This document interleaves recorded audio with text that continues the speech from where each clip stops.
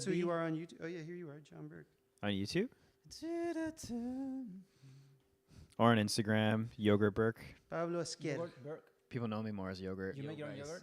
I wish, We are but I live. don't. We like yogurt. Okay, hey Well, everybody, we're live. It's kind of a long. We're live. That means We're that live. the intro already happened. Pablo, did the intro already happen? Is that like really? Yeah, my dude. Yeah, my dude. Okay. I guess Okay, so we're live. Hang on, and I'm still posting this to Facebook.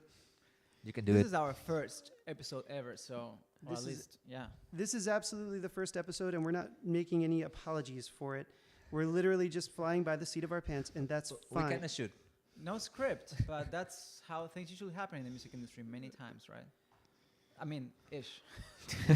Somehow, I've seen it a lot. the lack of a script is Script of a the kind. lack of the script is what lets you become authentic and what lets you do what you do in an authentic way when you're on stage or whatever. So, I mean, that's why we're doing it right now. That's a tricky word to define. Authentic.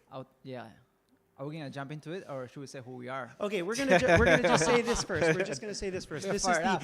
MI101 podcast. MI stands for music industry. The idea here is to have a space where we talk about music and the industry of music, and nothing more, nothing less than that. And with me here, I have John Burke. Hello. John Burke looks like Rob Lowe. Thank you. And we have Noel Bronzini. Hello. And I'll let them describe who they are. Is that intro music again? I think you're monitoring on your computer right here. Oh, I'm monitoring on my computer. Okay, With a well, it doesn't delay. matter. It doesn't matter. And then we also have Pablo. We have Pablo Esquer, who's on the controls tonight. And we are streaming from Ashby Art Space in Berkeley, California.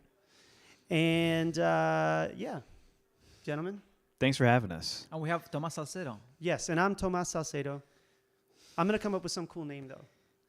I This is episode Yeah. 1, but episode 2, my name's going to be something, Your it's glasses going to will be evolve. different. Eventually, you'll be calling me like, Sorcerer T or something. I don't know. Are you gonna swap your glasses every time? I think I'm going to change color. Like, I'm Yes. going to do different color glasses, maybe a different color shirt.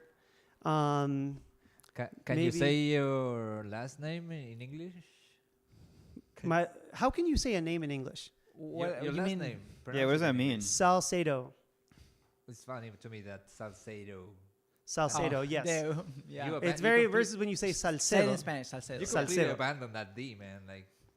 I not pun usually make it a point to say Tomas, which is how an American person would say Tomas. Mhm. But then Salcedo, I can't say it with the Salcedo. It's weird. It's a lot. Yeah. And it does have the loose implication, like with the word salsero, like somebody who's Oh, really yeah. into salsa music. And you're And from- I'm yeah. only halfway into salsa music. I mean, I love salsa music, but I don't know how to dance it. No, yeah, And I you're don't know not how to salsa really musicians like or- I yeah. can't really sell myself as like the salsa king. You know what I mean? So it's like I'll do it and I'll enjoy myself, but I'm definitely not salsa. I'm not salsero. You know what I mean? But you're Salcedo. Yeah. Yes. That was important. Anyhow, so the point of this get together is always to talk about music and industry. And I have my own experiences as both a musician and a person in the industry. I do a lot of producing and recording and touring. My main band with whom I do that is, an artist named Fantastic Negrito. And with him and that whole band, we've had a huge journey over the past 7 years that's taken us into many different kinds of situations, including, recording albums, playing on TV shows, and touring across the world. And through that, I've gotten exposed to certain things within the music industry that I observe, and I'd love to talk about with people that also love to talk about it.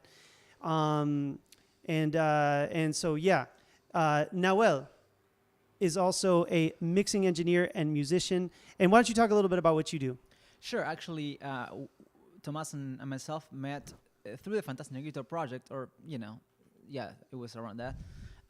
We were playing some show, and anyway, I do a little bit of everything. Like I'm a mix engineer, recording engineer, sometimes mostly a music producer in general, and I also write my own songs and I arrange for strings and this and that.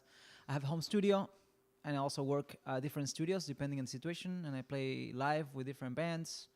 We're also in a band together called Cigar Box Man with Tomas and Felipe, who's Shout the out main to character. Felipe Ubeda, who might Yes. be probably is not listening right now, but at least he's out there. We give him the option to listen to it. But Yeah.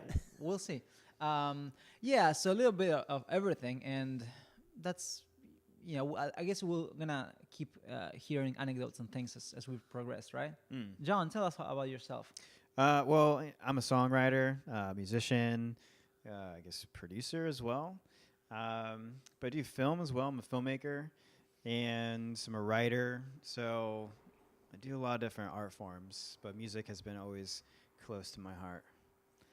Cool. I have a question for Tommaso, just for the table in general, because we started saying, we're gonna talk about, because you said I'm a musician, but I'm also in the music industry sometimes. So how does that distinction? Where's the line, and like what do we mean when we say music industry versus musicians?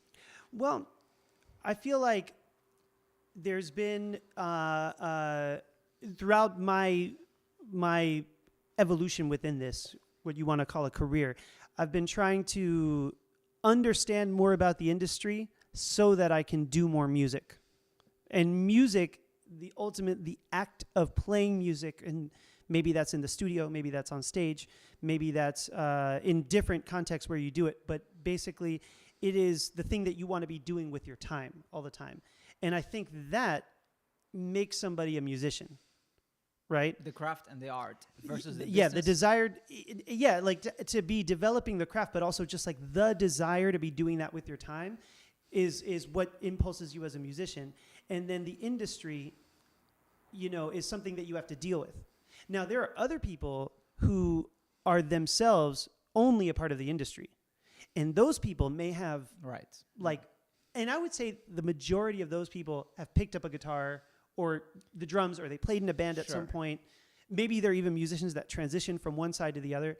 But for me in particular, I feel like I'm somewhere on that spectrum that is now like I'm straddling a border between two worlds where I have views on and consider the perspectives of what might be two opposing sides of certain issues within that intersection, music and industry. There might be musicians that want certain things or see certain things in certain ways and advocate for certain things to happen within their career or their lifestyle or whatever. And then there's people in the music industry that view things from a different perspective, even though they understand what it's like to want to play an instrument, right? Right. But they themselves are involved in, on a daily basis, the somehow the creating business around the music. Right. And I'm sure all of us are that to some degree or another, and all of us, are somewhere on that spectrum. But, the idea that I have is that those two sides should be in conversation with each other all the time, and we should like learn how to work them together, I agree. I mean, because if we're gonna live within this environment and this, place that we live in, this community, and we definitely have to find a way to make it a living, so we can have then time and a secure space to devote to making the art, right? So it's kind of like, I mean, dude, you both find that you have both skill sets like equally? Because I feel like you can be an artist or you can be a business person, and there's like kind of a mix between the two, but you're more one than the other. Like no one's just like full on either. for myself, I'm definitely identify myself closer to the making of the art. It'd be, I mean, it's a big umbrella, but like let's say make a record, which involves a lot of things. I'm usually closer to how can we make it sound as good as it can sound. Yeah. Then how can we sell it? I mean, I'm somewhat involved, but I'm definitely not as stronger in that side of things, myself at least.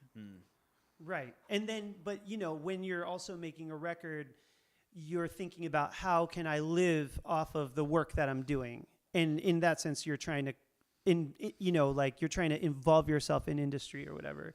And then for some reason, I imagine you are creative all the time. You want to be creative. You're not like thinking, well, how can I become rich off of this?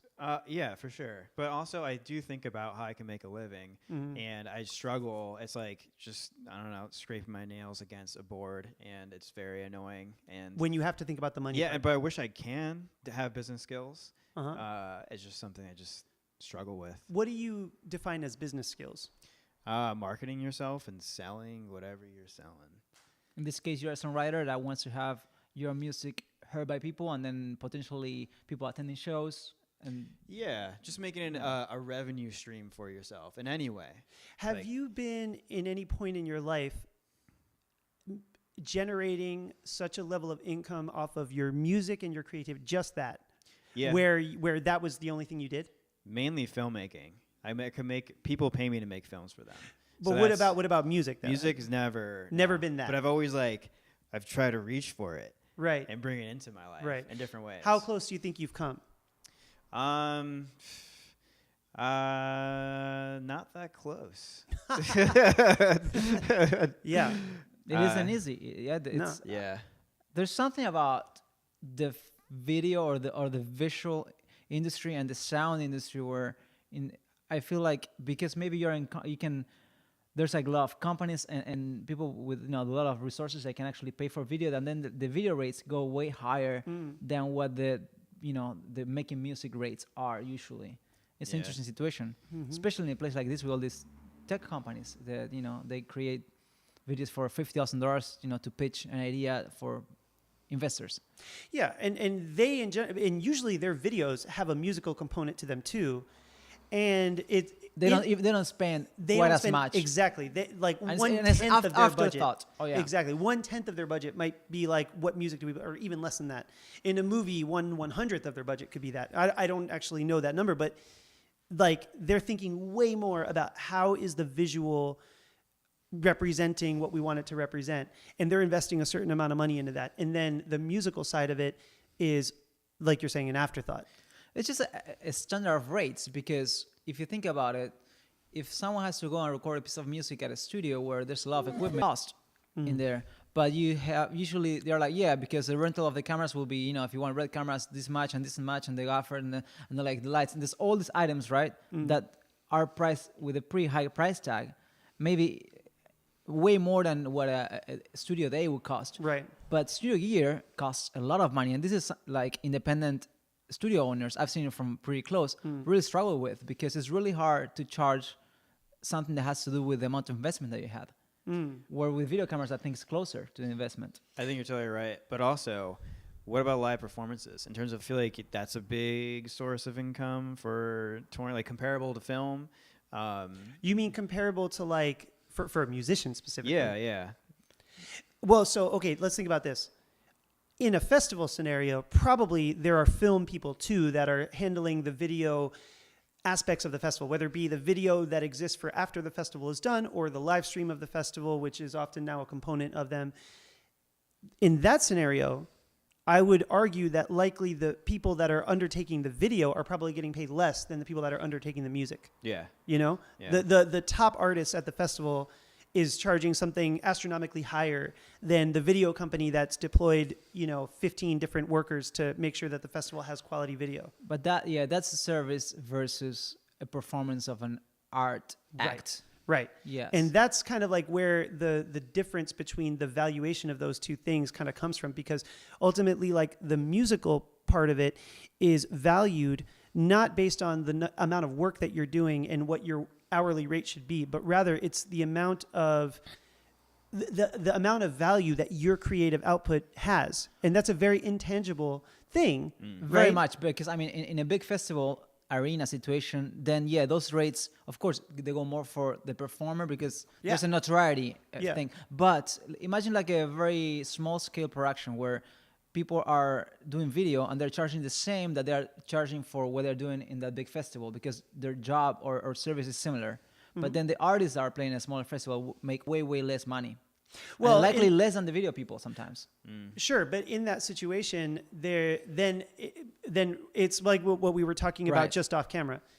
In that situation, the amount that the artist is getting is really equatable to the amount of attention they're able to draw with the fact that they're going to do a performance there. How many tickets they can? How many tickets they can sell? Yeah. How important is, or how many eyes will they get to look in their direction, whether it be like clicking on their link or going and buying a ticket to their show or whatever. How many people are they going to motivate to go click in their direction or go take an action for them versus the people that are doing the video there, right?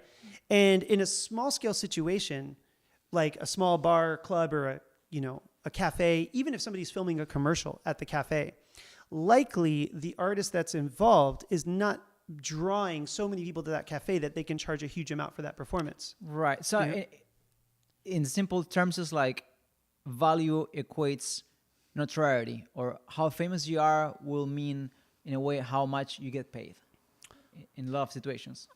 Kind of. Yeah. Well, Fame is one way of looking at it. It might not be fame. That word might is be, controversial, but like, let's say how much you can draw. Yeah. Like, how much you can draw, how many eyes you motivate to listen, or ears you motivate to listen controversial to. is good though. We can go to controversial, right? Why? Why not? Yeah. I also feel like the value is in the live experience itself. Like, yeah, there's the monetary value of like, yes, I'm making an income, but the value is like everyone's there to have an amazing experience, and that's like value within itself. And that's, I think, what people are paying for is that experience. Sure. Right. Right, but if the revenue that you get from playing a certain show doesn't allow you to be creative the rest of the month because you have to pay bills all the way, then then that value is pretty important. Yeah. Well, that's the thing. And then the people that put on shows that are very valuable are often not doing anything for the rest of the month because they are like 8 hours a day. They're on their show and their craft. How many middle people are there between the artist and like booking a venue or being on a festival in terms of like getting paid?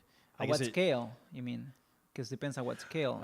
I think I know what you're asking though. Like you're asking about like if an artist wants to get to be booked at a festival, how many middle people are there between the artist that tells the festival, this is how much I charge, exactly, and the festival pays them? Like taking a percentage of what they're supposed to get. I mean, in general, like an artist that is performing at a festival that is, of a high brand involvement. You know what I mean? Like we're talking about Lollapalooza, Coachella, Desert Days, whatever. You know what I mean? Like these tier festivals that employ top tier acts.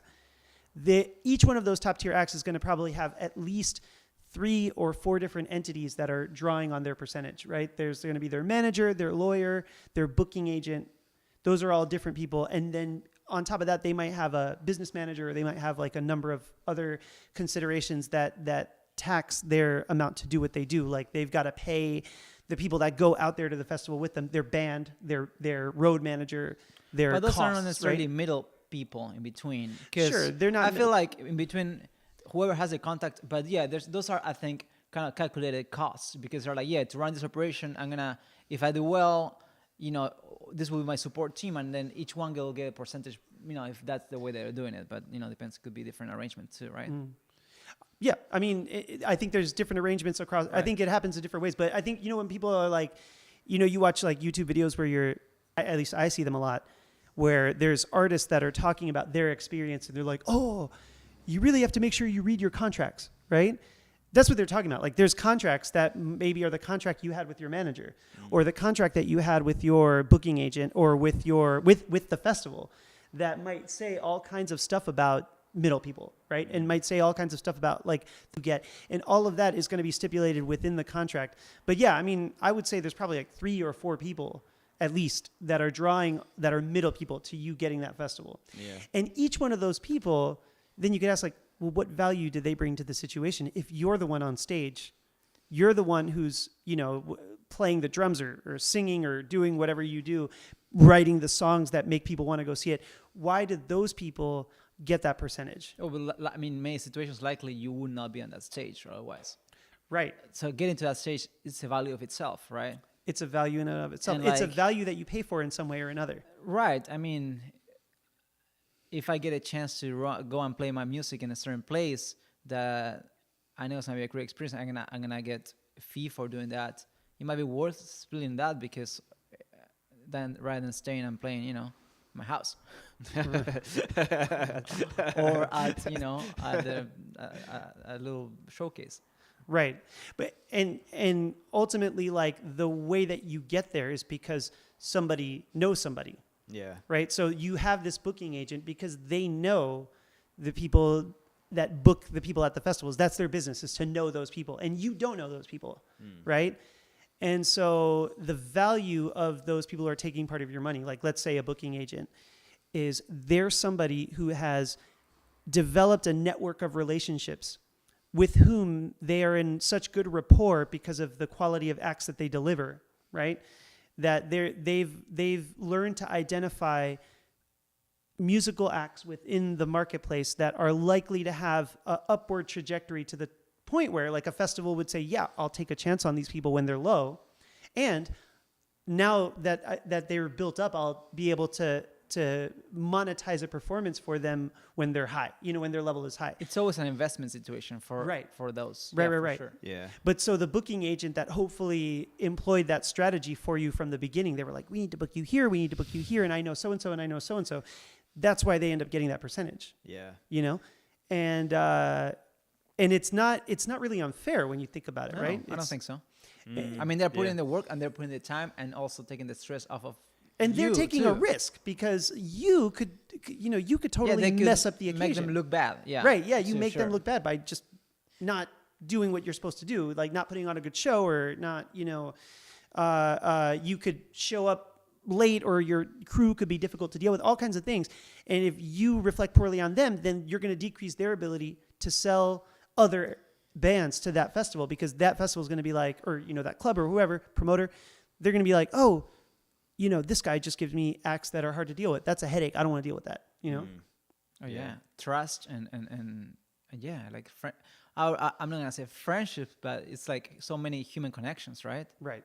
Well, And so it's like, as a manager or a booking agent or whatever, that's your value. You have to be somebody who's able to, reliable. Yeah. like, you have to be reliable. You have to be able to speak for this almost exclusively artistically motivated person or group of people, right? Like the people that are just like, man, I don't care.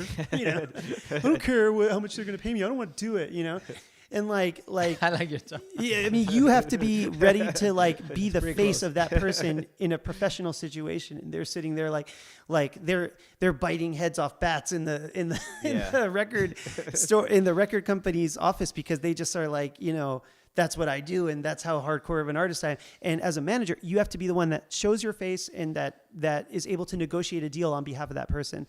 And for that, you get to charge 15% of whatever deal you negotiate. And that is supposed to be a It's fair a deal. broker's fee. I mean, nobody actually complains about it in the real estate world. Or some people might, but like there's Right. brokers there too.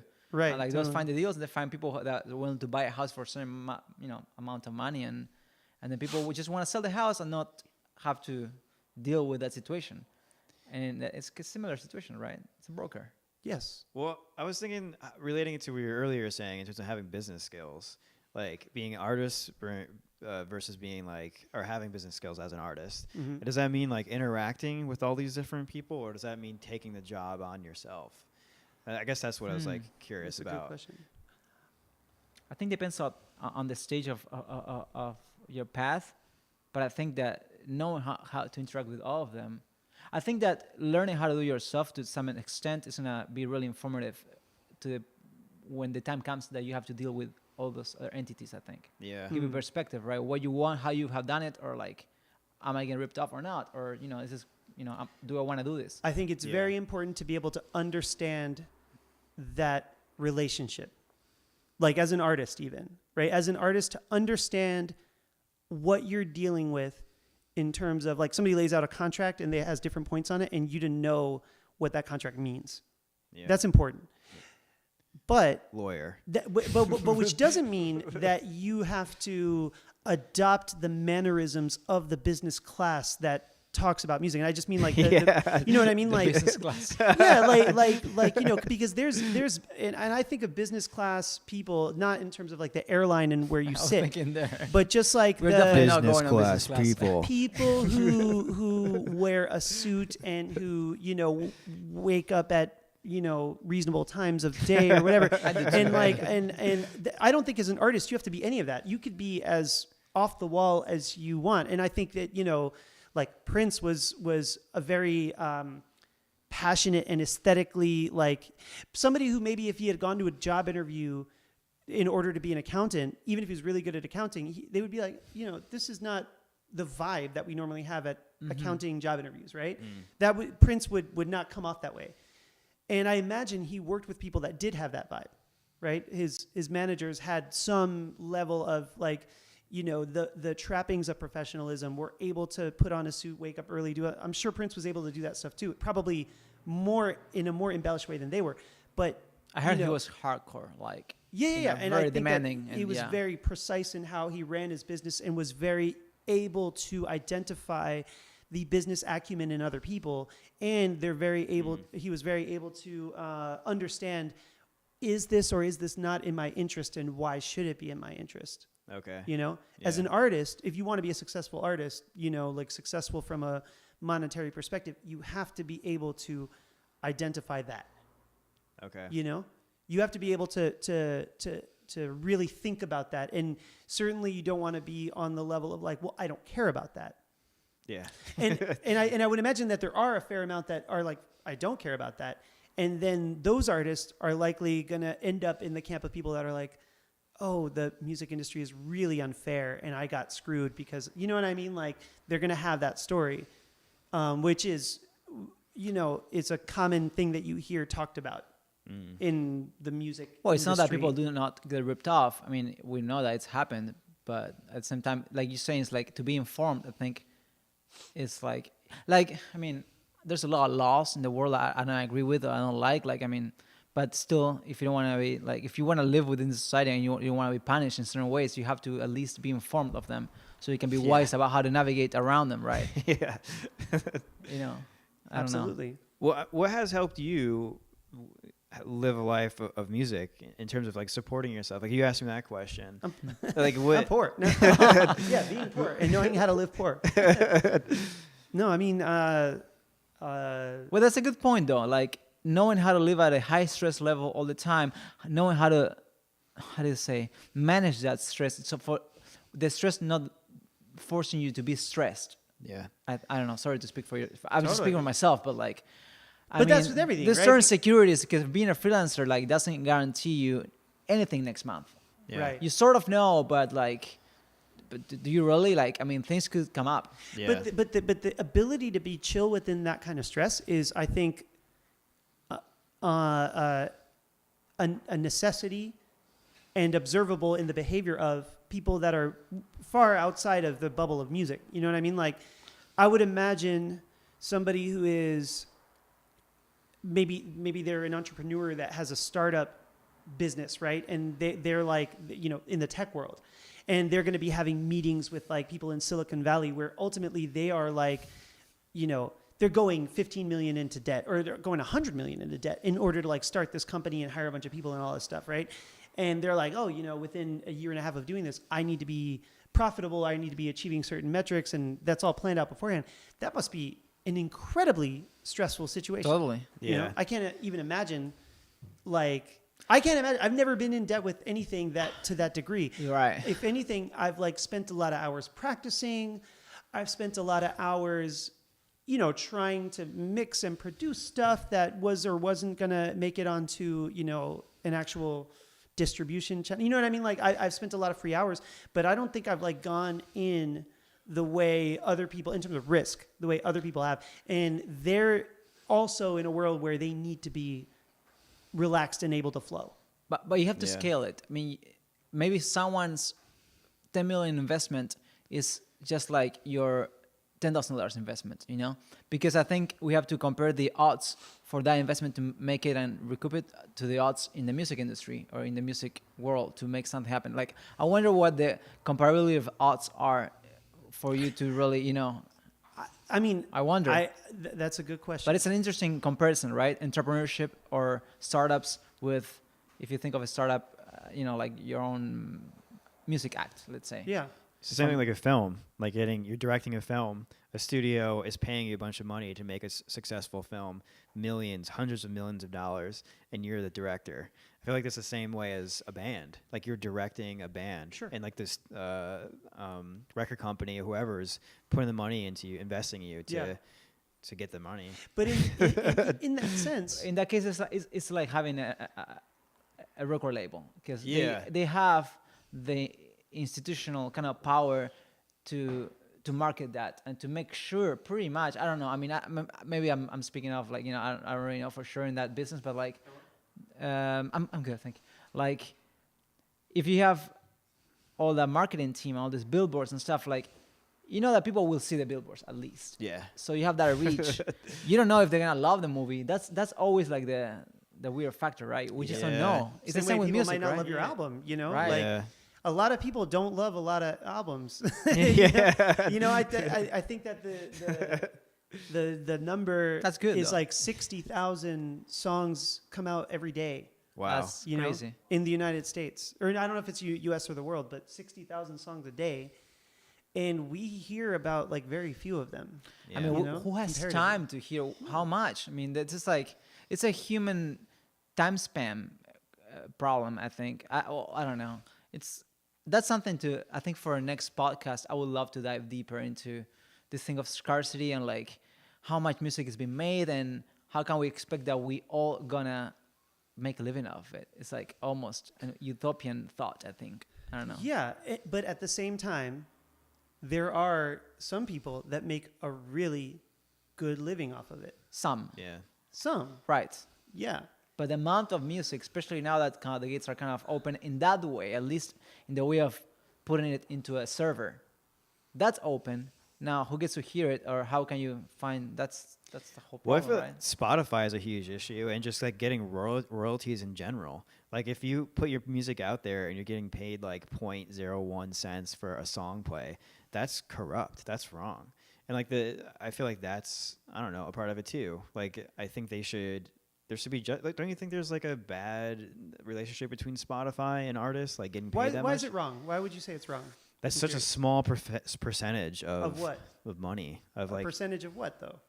your music, your art. Yeah, but let's say, okay, so somebody is paying $10 a month to be on a platform where they can access 60,000 songs, new songs a day, and probably billions of songs over the course of recorded music history, right? And let's say in a given month, if they listen to 100 songs, right? And that 100 songs means that that there was 10 cents basically for every, and again, I think probably people listen to more than that, right? Yeah. They're paying a membership of $10 a month and they listen to 100 songs a month.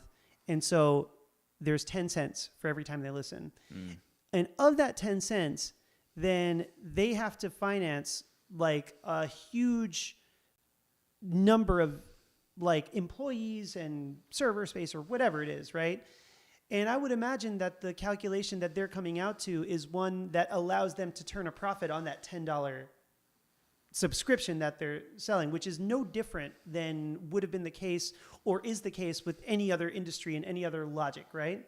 Is that formula transparent though? I'm sorry. I've been Yeah, I quiet. mean, Well, I mean, It's of course, supposed there's like cuts in between, right? But Yeah, there are, and supposedly like they pay out 70% of all of their revenue goes to artist royalties. So that's just like I think decreed by policy of their company. That like that's 70% the of standard what amount. comes in, that's all just like, I Yes. see. That's the cost of operation as far as paying royalties. Right, but here's my point. okay. Like I think you have to evaluate that in comparison to the alternatives, because before Spotify existed, you had like records, let's say Radio. records, then cassettes, then CDs, but ultimately, let's say those were all the same logic, right?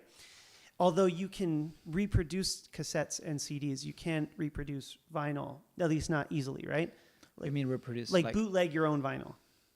Oh, yes. It's Yeah, very you need a very Yeah. hard, there's a lot Yeah. of things. Yeah. So let's say from vinyl, as you advance into CDs, that issue of pirating the CD comes in. But before that, like you have physical things that you sell But there's very few artists putting out music.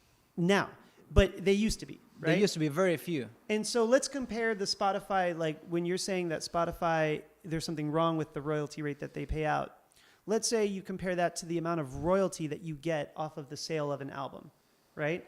And the sale of an album, in a traditional arrangement, let's say you had, you sell an album for $10 wholesale.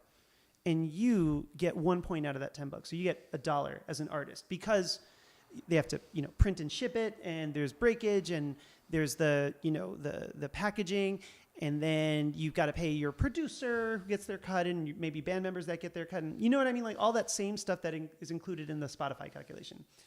So you get $1 out of that $10, and then you get that $1 one time, right? You sell it, you get it one time. That person takes that vinyl, and for the next 10, 20 years, they listen to that vinyl thousands of times. They put it on for their friends. They lend it to a friend who can listen to it. They give it to their children, whatever it is, but it keeps on getting listened to. But you still only got that $1, right?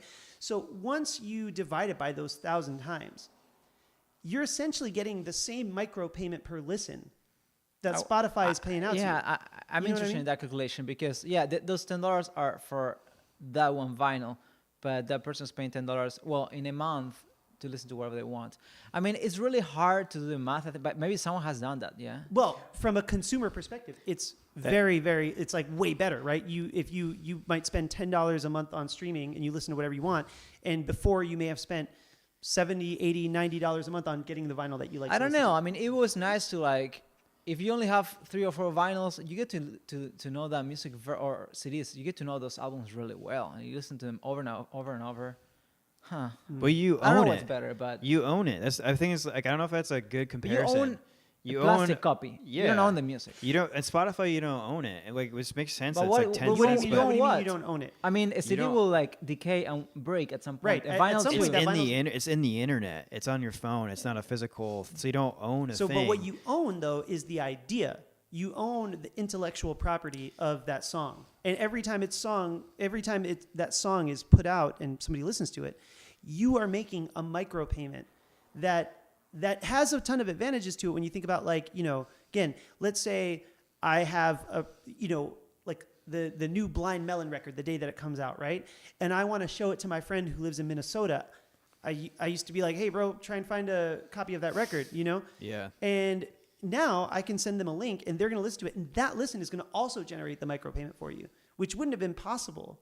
That's true, You but I also think it's just fair to have like $1 out of the $10 for an artist. For Like, is how it that many much plays? to For how ask? many plays? For one. For one play Is and that one like? song? Is there a difference between living in let's the put it- '90s Uh-huh. when you're selling CDs and and vinyl and I noticed artists were thriving more. Artists were. Do you think they were? When- or, when in No, the I don't 90s? think No? that's true. I don't think that's true.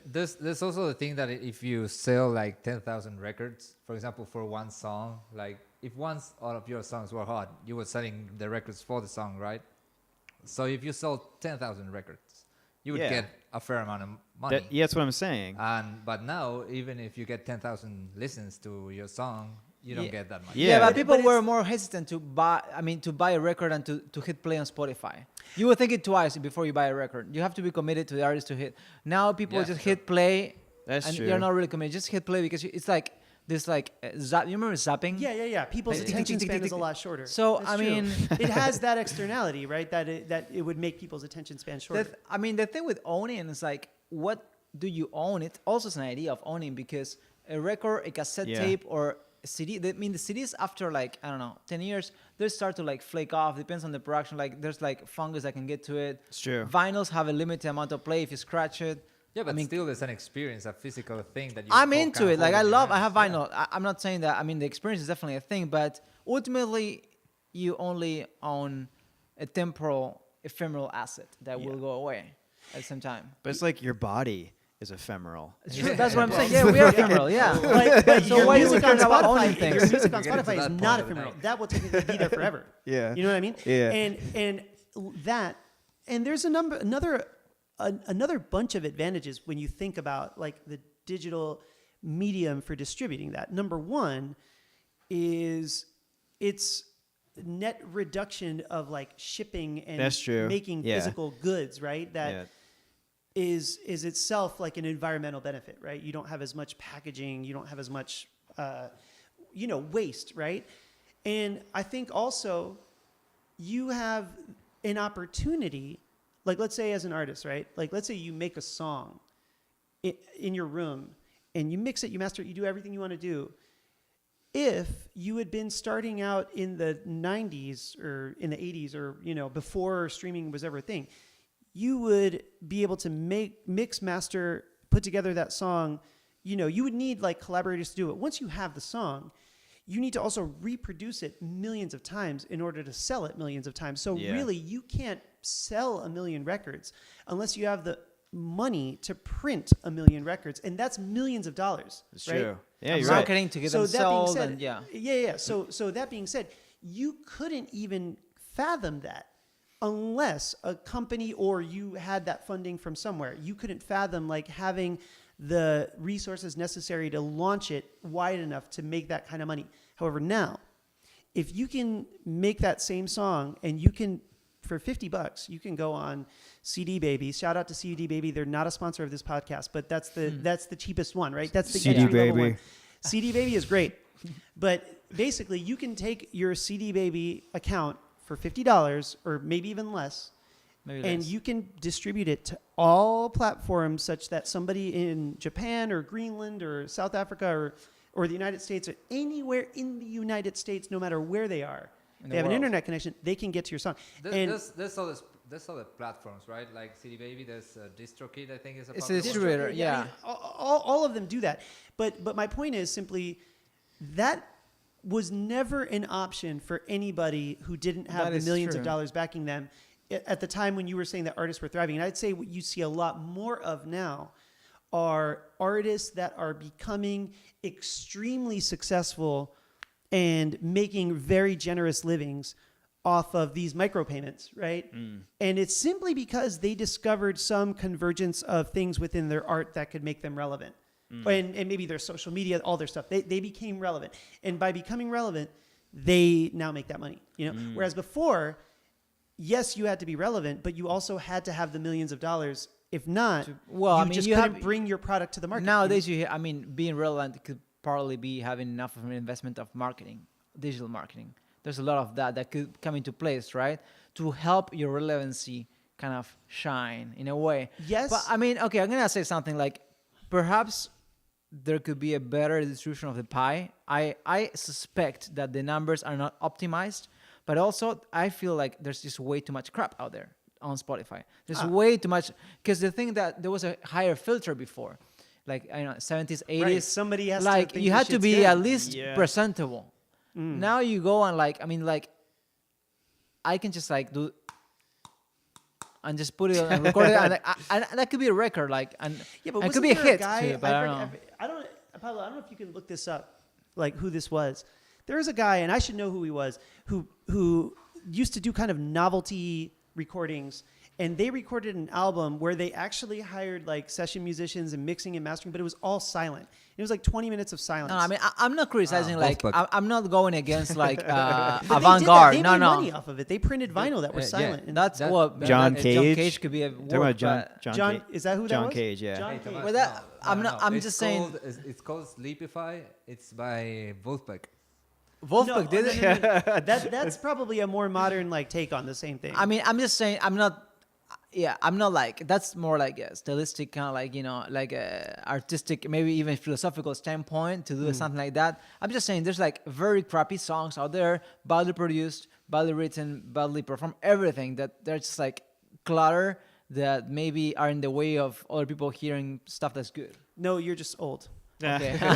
You're just old because Who's and to the reason judge that I that? say that is because think every so? generation, Yeah. there have been above a certain age of person that thinks exactly that, Yes, even if it well- was all vinyl to vinyl or whatever. But I'm These saying, kids these days are making just crap. I mean, it could be very old.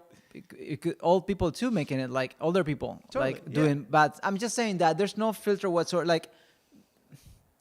It sounds elitist, and maybe it is a little bit in certain ways. But there's so much out there that it's just a lot. There's a lot. I want to kind of go back to what you were saying about the technology itself, like the possibilities of putting yourself out there without the manufacturing and all that. Yeah. So there's a technology of the physical thing, Uh-huh. and there's a technology of the non-physical thing that allows different things. But I feel like what you're describing is placing the value on the technology and not the value on the art or the music itself. I still feel like artists can get paid more. Like, Right, no the mat- numbers could be optimized. Yeah. Yeah, I Well, wonder. yeah. I wonder. So- I don't know. And but- I hear that, and I don't necessarily know why it doesn't have to be the case because I don't know the exact calculation that we're talking about. Yeah, But- same here. But at the same time, Pablo. I think Look it up. yeah.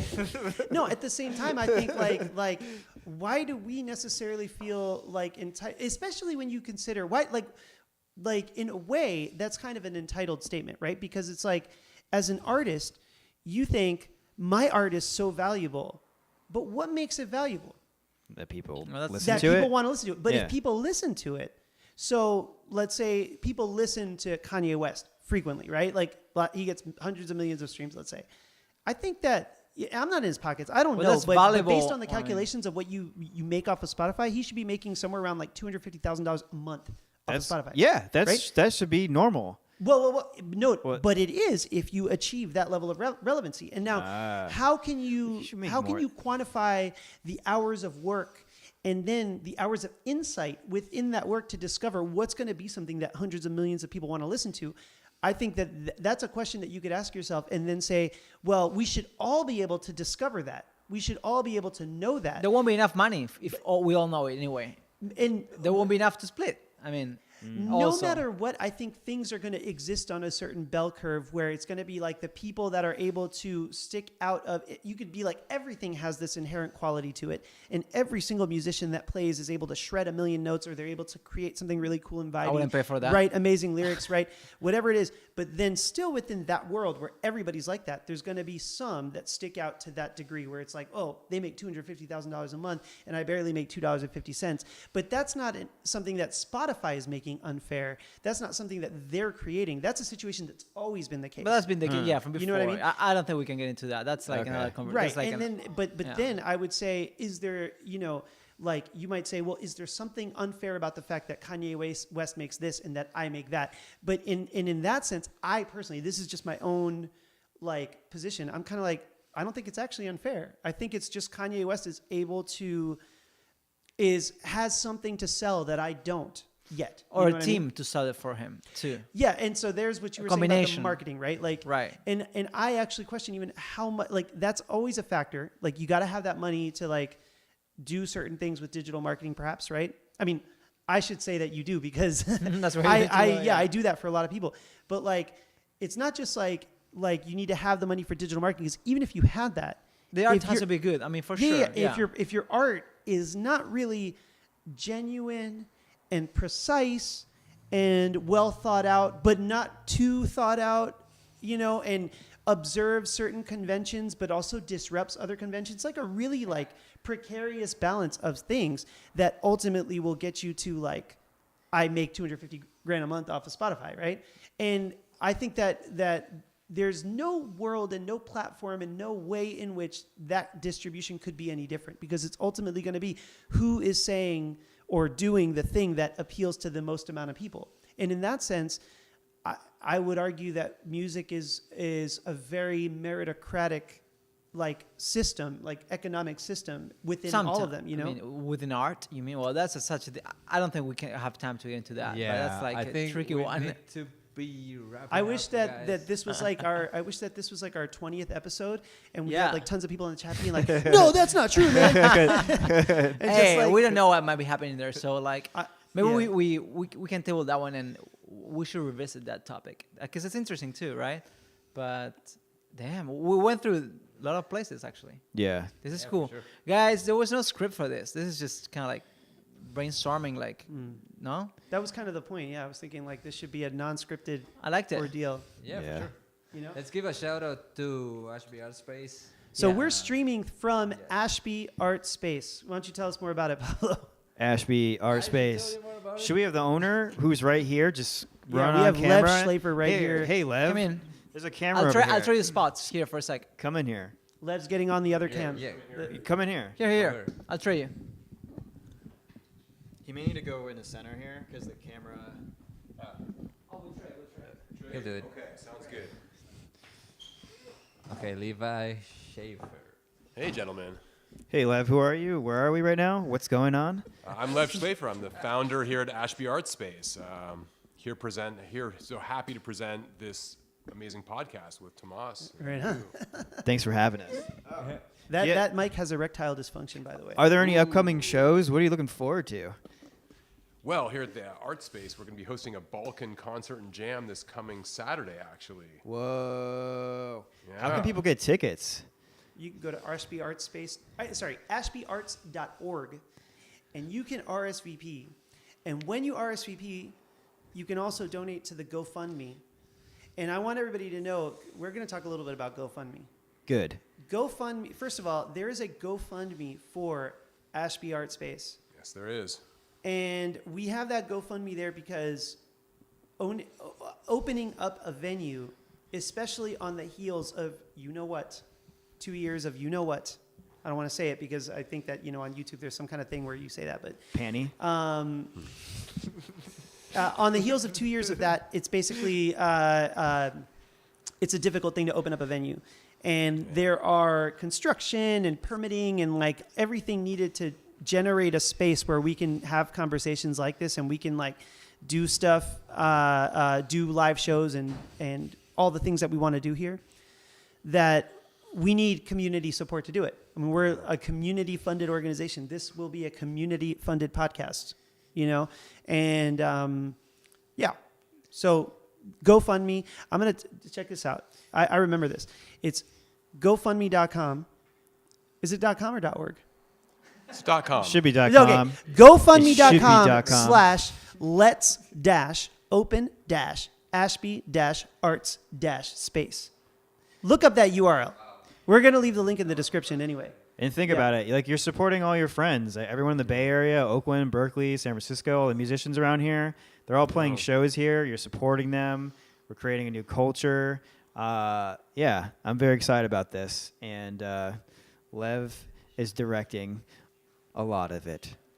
Yes, Lev is definitely the you. person responsible behind Ashby Art Space, and like I'm really well aware. You know what? And I want to bring up another thing.